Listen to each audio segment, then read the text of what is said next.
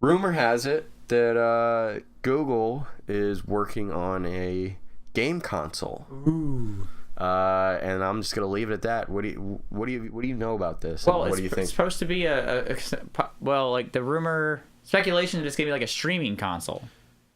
Yes, right? I heard that. But correct me when I'm wrong, but like it's not like some shitty Ouya shit. It's like supposed to be on par with like the PS4 Pro and stuff, right? Apparently, but there's not Yeah. much official information about it. It's just been speculation. Well, But- so I mean, what is your think there's room in the market for like a streaming only game like that? Yes, absolutely. I think. Streaming only game. I sound like an 80-year-old man. A game, not a console. I mean, if any company that has a service to back up a streaming service, we Yeah. go Google, absolutely. And I don't see Google like half-assing this too much. Yeah. If they're, I welcome it. Like, it would be great if we could have another competitor come in, for sure. I feel like that's the wrong kind of competition, though. I worry that if they come in and do well, then yeah, the other consoles or the other companies are gonna go, well, why don't we just do streaming? That's true too. That's true. But the thing is, Google might have to take another stance on that when they see that there's clearly, because physical market like it still dominates most of sales right now. Yeah. So, and there is an issue of not a lot of people having a reliable internet connection, like, and that all over the world too. Like, especially like we complain about our internet connection. Like, different countries have terrible internet connections. Yeah, and they also get charged per use.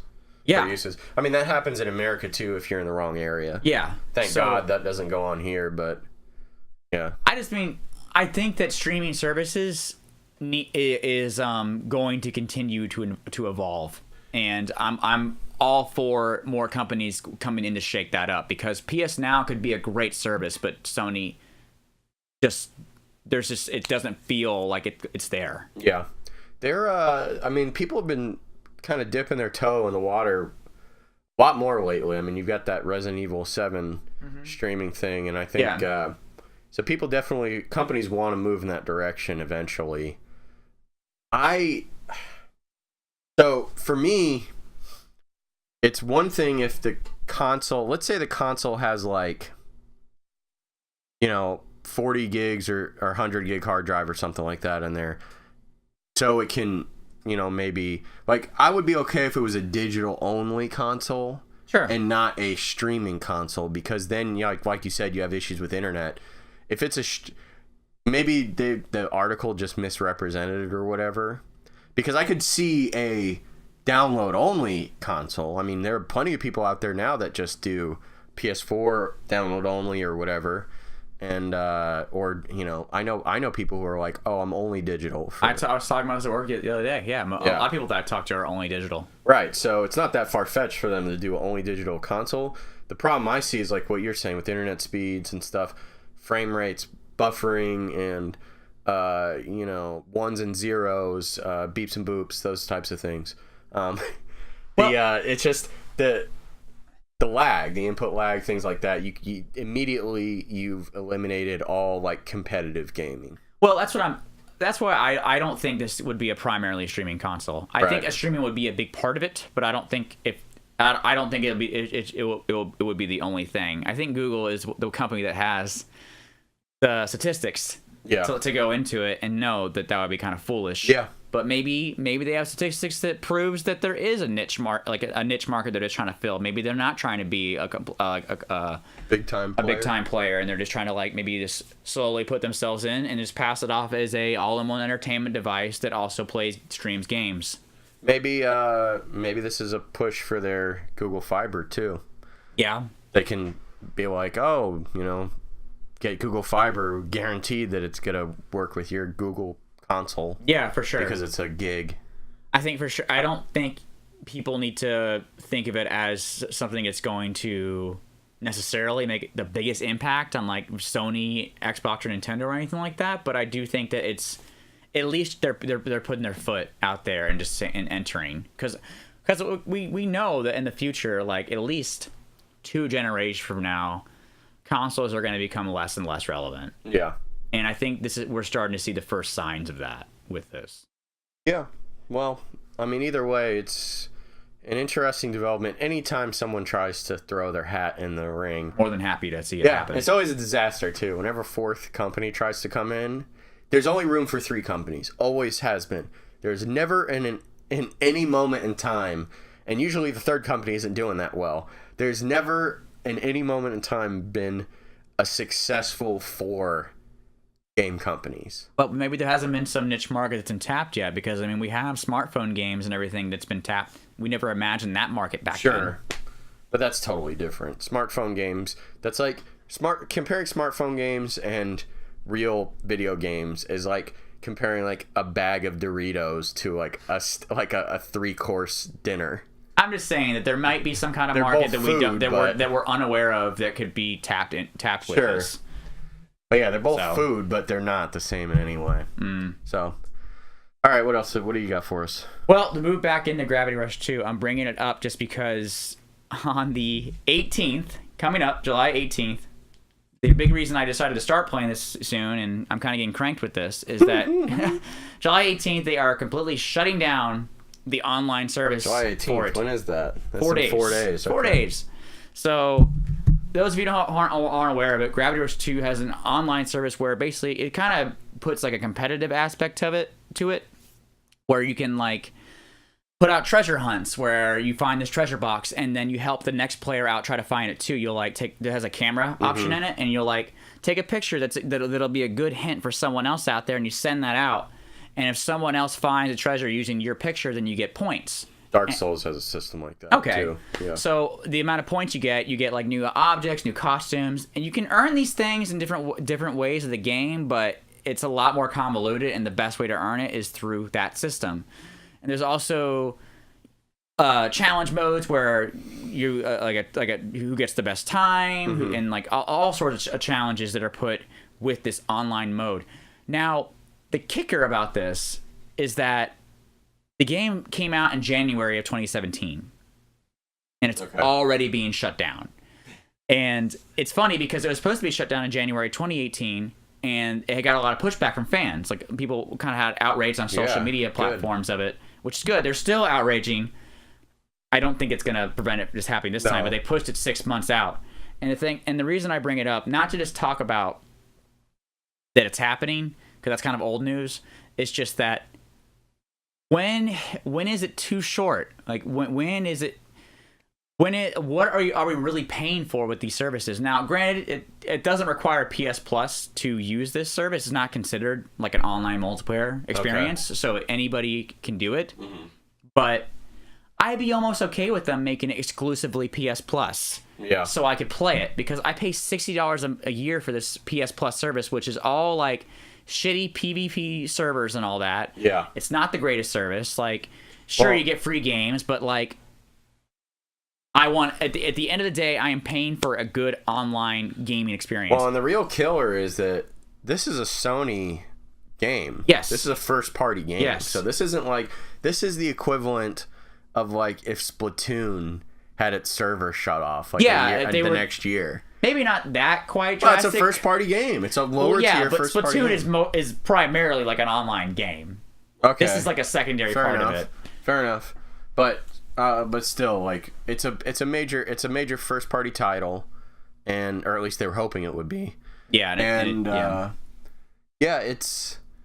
Well, I think that it's an interesting situation, and I think it's kind of there's some questions to be raised, because it's like you said, what are we paying for, and at what point does the game, like, when did the service, like, how long are you paying for the service, basically? So you pay $60, you play the game, but how, like, I guess I should ask you, how integral is this part of the game? How is it? Are these messages and hints everywhere? Yes. Okay. It's everywhere. So it's a major part of the game. Yeah, it's an open. They tried to go the full open world aspect with this one, and every time you get constantly. Yeah. So and so's challenging. So and so's challenging you, and like, it's a really cool aspect, because there's a lot. It makes you feel like there's a lot to do in this world. So I think it's just a slippery slope, because at what point is it okay, and what point are you all right with basically saying, the way I put it to you when we talked about it the other day was, it was almost like their self-imposed DRM, because it was like, okay, well, if you didn't buy this game in the first year, which means, so basically if you can't buy it pre-owned, chances are you're not going to get it down the line cheaper. It's just, if you didn't buy this game in the first year and play it, then you're fucked. You don't get to experience the game. Yeah. And I think it raises bigger questions too, because we're kind of moving into that. The big thing now is games as a service. And so Overwatch is a $60 game, and obviously Overwatch is successful and stuff, so it's not a big deal. But if it wasn't successful, and not as many people as they hope are playing it, when are they going to turn it off? I mean, it's another bad example, because it's purely online, but still, it's a game as a service. And when does the service end? How long? There should be some, and this might actually happen if enough people get upset about stuff like this. Eventually, they probably will have to put disclaimers or something on the box and be like, guaranteed to work until this date or whatever. Well, like, in my eyes, you're making me lose respect for you as a company when you put out newer games with an online service, because it's just like, oh, great, like, how long is this online service going to last for? Yeah. Like, you're setting a precedent, and like 1 year is 1 year and a half. That is a joke. Yeah. I'm sorry, that's a joke. Like, maybe 3 years would be too short, and I'd be having this argument, but year and a half is like laughably low. Meanwhile, they're still selling PS3s on the shelf. Yeah. Like, I guess I think the biggest thing is that they should be communicating more about what the actual issue is with this. Why can't they have it on for much longer? Is the pictures in the game really like overloading their servers that badly? And if it is, then why are you shutting it off? It's not, and that's kind of the point I got away from it. But that was the point I was trying to make earlier with it being a first party game. Is like, Sony's not missing anything by keeping this server on. Like, it's not bleeding them dry just running a server in some room somewhere for this game. It's not. And, it's,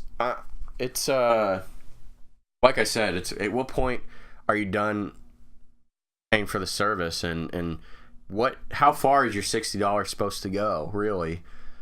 And, it's a shame that they went about it this way. And on the other hand, another Sony published game that I played did the opposite, which was Demon Souls. When I played that, I played it years and years after it had come out, and they kept extending when the servers were supposed to go off years ago, and they kept extending it because it was popular enough to keep. They were like, yeah, we're gonna shut it off, and then people were still playing it, and they're like, okay, well, we'll leave them up for another 6 months to a year. Yeah. And this kind of brings me into my next topic too, because this is kind of a game as a service that got fucked over in a different way, which is Friday the 13th. Yeah. So Friday the 13th, if you don't know, it's like a asymmetrical multiplayer horror game where one person plays as Jason and the other 7 people play as camp counselors, all with different perks and abilities. And started off as a summer horror game, generic, and then they through a series of events, they ended up getting the rights to Friday the 13th, and then became a successful Kickstarter. Right. And me and you played this game a lot. Yeah. Like more. I played that game more. What was it, last year? Yeah, well, last year. No, I think it might have been 2 years. It was 2016. I thought it was October 2017. I don't remember. No way, because the physical release came out several months later. So it's been almost 2 years now. But that was probably May 2017. Was the PC version? Well, all of them, yeah. Anyway, I probably played this game more than any other game last year. That was probably my most hours-wise played game. I played that game for like 100 hours. Yeah. And that's uncommon for me. So, really fun game. It's an online-only game. They were supposed to add single player, which is what I'm about to go into now. They added it. Did they add it? Yeah, they added it. Sort of. They didn't add everything they were going to promise. Right. But the issue is that I guess there was a lawsuit because the movie rights are owned by a different company than the rights for the likeness or the... I'm not exactly sure the details of the lawsuit. All I know is they got sued and they lost, and they are no longer allowed to do anything with the game. And there was there were all these patches that were promised, and the Jason X patch and all that. They're already completed and developed, and they can't release them because they lost this I'm not trying to say you're incorrect, but like it's not that they lost the lawsuit. It's just that there is a legal battle going on right now. But they're not bothering with going because the legal battle is going on. No one can create new Friday the 13th material. Right. Okay. And because of that battle, because the problem is the battle's going on, and who knows how long it's going to go for. So they can't realistically just sit in their office waiting for it to So they came out and said there's never going to be any more updates for the game. The game is done. Yeah. And it's not their fault. Not at all. Not at all. And they did a good job of consistently releasing new material and stuff. But it's another example of like that was a game as a service that was supposed to get updates and stuff, and now it's not going to. Yeah. People have already paid for it. You know, the ship has sailed, and you bought your ticket, and it's gone now. So it's a really weird moment in gaming history. I feel like I don't know anything that's happened like that where it's just a legal battle. This completely interrupted updates like that, and it's just done. Well, and this kind of ties in, not to go on another topic, but this kind of ties into what we always say when it comes to game preservation and stuff. Is this is the kind of it's happening now because it's it's in the news now because they're modern games, but this is like almost every game is going to have these issues later on. This is the kind of shit that we're going to be seeing for years to come for every major title that has internet stuff built into it. Well, yeah, that's why I like piracy when it comes to online games, because it's cool when we get like custom servers and all that stuff, and they get preserved because Phantasy Star Online is still available to play online, and we're still playing Dreamcast online. That's the future for a lot of these games, but certain games like Gravity Rush 2, it's not that, and like Friday the 13th, it's not that simple to just make custom servers and stuff like that, especially when the game's still running. Yeah. Yeah, it's shitty, man, because they came out with so many updates and they had so many plans. So basically, the funny part about this Friday the 13th thing is that the thing that was supposed to be released already kind of got leaked onto the game, but they basically had to remove that accessibility to it, which was the Jason X. Okay. And then it was Jason X and another map, and the map hadn't come out yet, but they were going to add more counselors and have that Jason X character available, and now that's it. You can't. Even though his assets and all that stuff in the map are completed, cannot be released. Yeah. Yeah. I mean, that must be such a huge punch in the balls for the creators of that, like people who worked hard on that game. I mean, at the end of the day, they already got paid. Yeah, sure. I mean, creatively, yeah, it sucks, but at least they got paid for their work. Yeah. So